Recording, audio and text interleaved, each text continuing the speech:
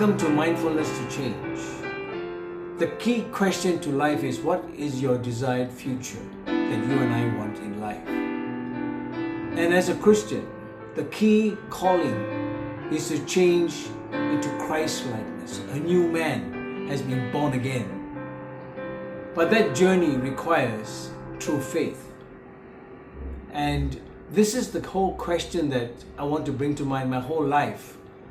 If there's anything that my family has always asked me is, you have not changed. But you cannot change what you do not know until the tombstone has been rolled away. We all know that when Jesus spoke to the Pharisees and the Sadducees, he said, you are like whitewashed tombs. He was talking about them in their white clothing, attire, but dead bones on the inside. And so this is so true that we are prisoners of sin. And when we are born again, we become still prisoners of hope, faith, and love until we are totally free in Christ.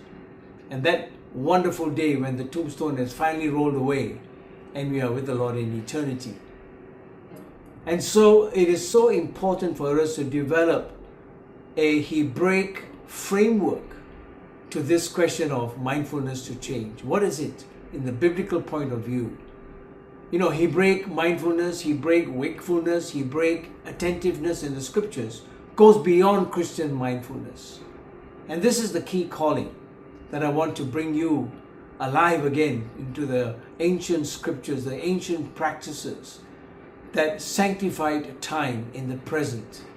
C.S. Lewis, a wonderful author, writer, he said these words. He said that the present is the point in which time meets eternity.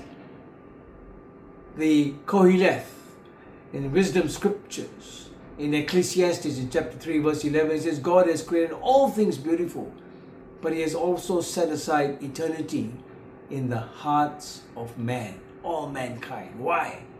So that we may have a communion with God.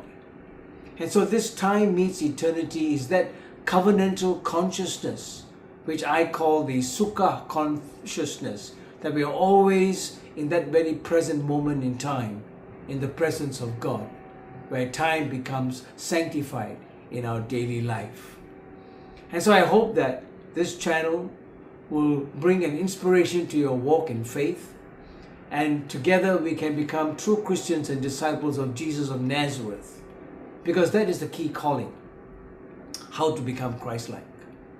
And so I invite you to join me on this journey, and as we become better Christians, better fathers, better husbands, better people of God, it brings joy and honor to this one true living God. His name is Jesus of Nazareth. So welcome.